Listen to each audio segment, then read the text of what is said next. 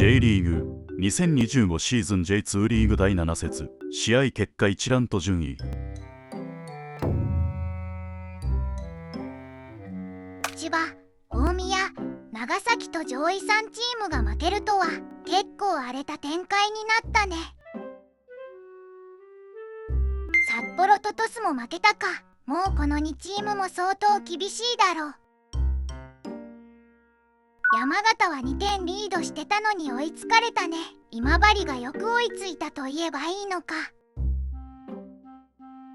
ジュビロが千葉に勝てたのは大きすぎる。気づけば3位まで来たし、いい感じだ。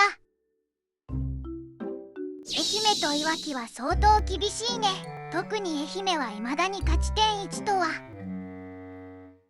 これで負けなしチームもなくなってさらにカオスになった。ここからどういう展開になるのか楽しみだ。